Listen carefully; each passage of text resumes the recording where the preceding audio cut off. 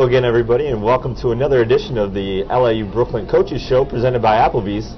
We're here on 395 Flatbush Avenue across the street from LIU Brooklyn, and we're joined again by head women's basketball coach Gail Striegler. Coach, welcome. Thank you. Long week for your team, 4 games in 7 days. Talk a little bit about how you keep your team focused, not only on the next opponent during that week, but on their studies, missing that much class. Well, I think as far as the kids goes, they like those type of weeks in that they get to play games. They don't really have to sit there and practice for 3 days before they get to play the next game. It is hard preparing for the teams because you kind of get them a little bit confused because you give them a lot of information. So we had to kind of, I guess you would say, dummy it down a little bit. Couldn't put in as much stuff as we would like to put in to prepare for the teams.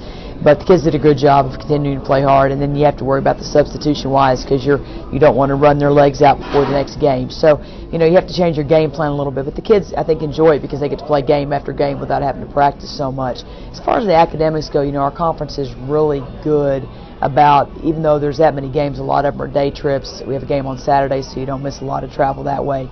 Don't have a lot of classes on Friday, so even if you leave on Friday, you don't usually miss class. We don't leave till afterwards. And the professors are very good, I think, at working with us. Our academic person that we have sends out the sheets ahead of time to let the professors know, and most of them, I would say 99% of them, work really well with our kids and letting them make up the classwork while we're there.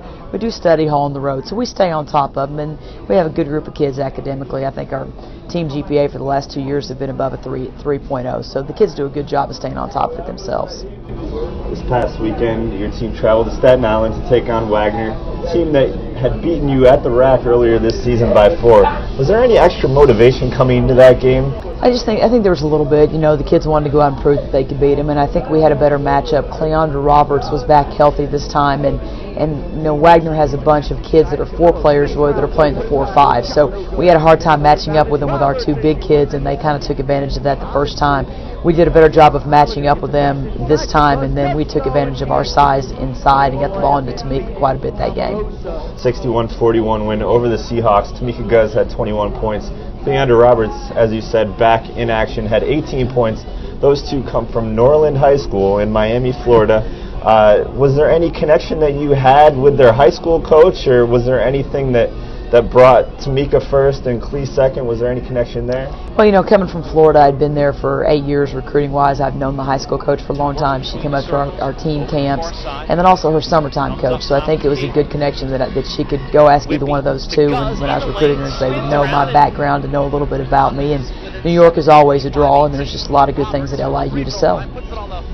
This coming weekend, you have a tough opponent on Saturday, Quinnipiac, the #1 team in the league, 25-2, coming in undefeated in the Northeast Conference. What makes them so good? There's a lot of reasons they're good. They got a lot of upperclassmen, a lot of good leadership.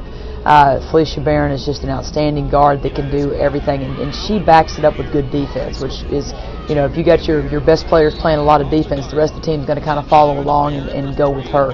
But they've got good inside play. They've got post players that can shoot inside, that can score outside, and they've got guards also that can do the same thing. So it's a tough matchup for anybody in our conference. They can literally go 10 deep, and when we played them the first time, they were subbing 5 in and 5 out. And that makes it difficult when you're subbing 1 and 2 in, 3 in sometimes, and going against their 5 new. By the time you get to the end of the game, you're pretty worn out. And then on Monday, Sacred Heart comes to town at the rack at 7 o'clock, senior day. 2 seniors on your team, Tamika Guzz and Crystal Wells, part of your first recruiting class here at LIU Brooklyn. Talk a little bit about their development, not only on the court, but off the court as well.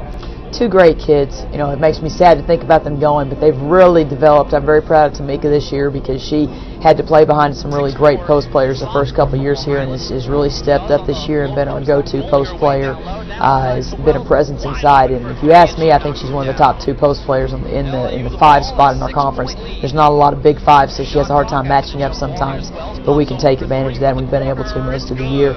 And then Crystal's been there the whole time.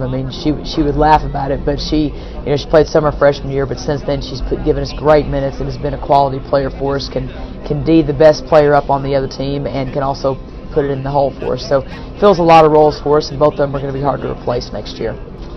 Not only 2 of the nicest girls on the team, but 2 of the hardest working girls on the team. Crystal's in the gym all the time. Even up until this last week, I've seen her in the gym all the time. And Tamika has gotten herself in great shape over the past 4 years. Very much so. They've both worked very hard to get where they are and have had great senior years. I wish the season would have gone a little bit better for them, but they themselves have produced very, very well and be very proud of themselves. Now, Coach, you went through a senior day at Central Arkansas. Where is this going? what do you remember most about that senior day? Okay, that's so long ago, I'm not sure that I remember much about it. I remember being sad. I remember my family being there, which is always nice. I think that the senior day is always a positive and a sad thing, in that you're finishing up a career that you've had, that you spent a lot of good moments with a lot of people on the team and really fought hard to get there, and you're getting ready to get your degree and move on. But it's a great time that you're spending with your family, and it's 4 years in college is a great experience, and it's kind of culmination of all of those things. Well, good luck this weekend, Coach, and we'll next be joined by head men's basketball coach Jack Perri. You're watching the LIU Brooklyn Coaches Show, presented by Applebee's. Fans, head across the street to Applebee's for good food and good fun. That's Applebee's, the official restaurant of Long Island Blackbirds Athletics. Call 718-834-0800 for delivery to LIU. Welcome back to the LIU Brooklyn Coaches Show, presented by Applebee's. We're here on the corner of Flatbush Avenue and DeKalb, right across the street from LIU Brooklyn's campus, and we're joined again by head men's basketball coach Jack Perri. Coach, welcome. It's good to see you again, Dan. It's been a while. It's been 2 weeks since our last show.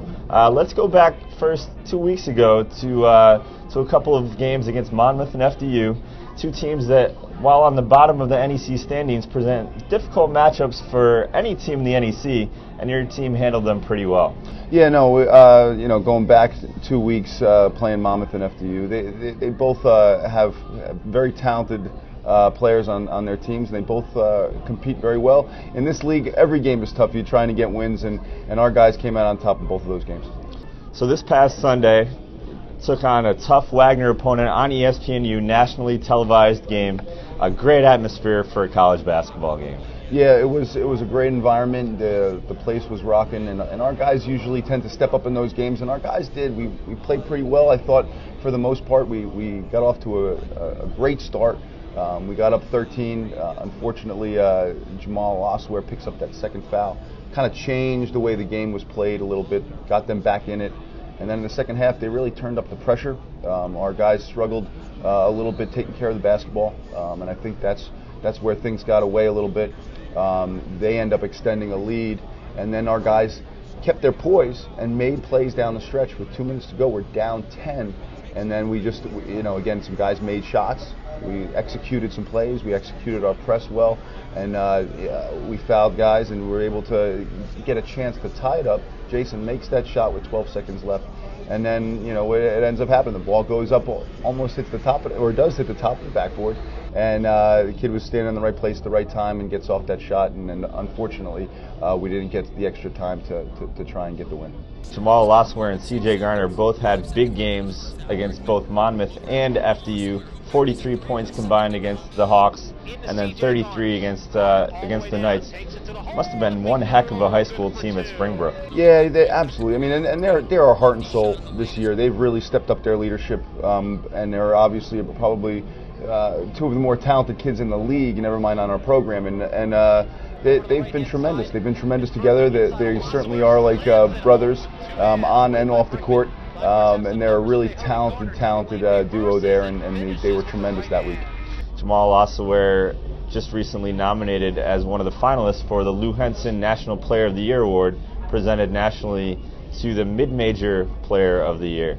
And now we're switching gears. Upcoming this week, a couple of big games. First on Thursday against Sacred Heart at the Rack, and you'll face one of the best players in the NEC, Shane Gibson. Yeah, no, Shane is he's obviously probably the player of the year in the conference. Certainly the best guard that's out there. The kid just has such an unbelievable ability to play at his own pace and speed, and he's just such a talent shot maker. He makes shots that I don't think I've seen anybody make in all my years of doing this, and he presents a lot of problems for us. But we'll send CJ in there to go get him and be really aggressive to try and take some of those shots away. But it's going to be a major challenge. Lost a close game up in Connecticut, the first matchup between the two teams. Phil Gaetano also a key matchup there, one of the nation's top assist men. Yeah, no, Phil, he's a tremendous passer. He gets guys the ball where they want it. He's very similar to Jason in that way. They like to push the pace in transition and are very good off of misses, makes, and steals.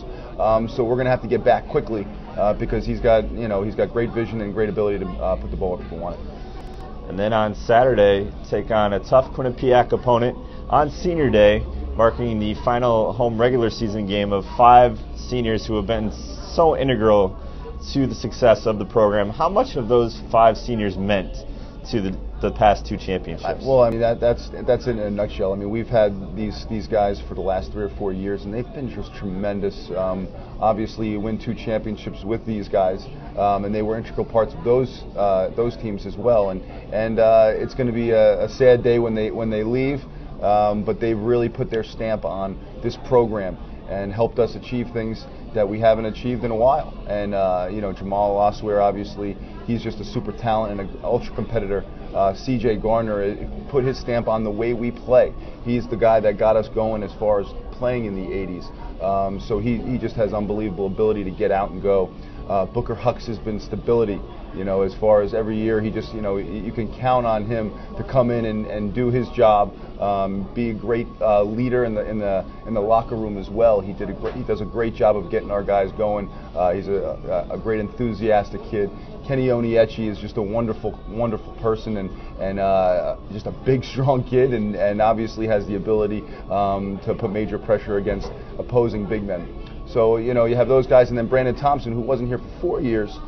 We have him for, this is just his 2nd year, but I feel like he's been here for a while. He obviously has been a key contributor last year and this year, coming into a starting role and putting pressure on the other opposing teams, being able to stretch the defense and things. So all 5 of them have been great, and we're going to miss them. Last 4 years have produced 81 wins, over a 20 win per year average. So an incredible achievement for all 5 seniors. And they'll hope to go out on a winning note at the rack on Saturday. Game starts at 4:30 p.m. We hope to see you all there. Coach, thanks for joining us. Thanks for having me, Dan. It's always good to see you. And good luck this weekend. Thanks, all of you, for joining us on another edition of the LIU Brooklyn Coaches Show presented by Applebee's.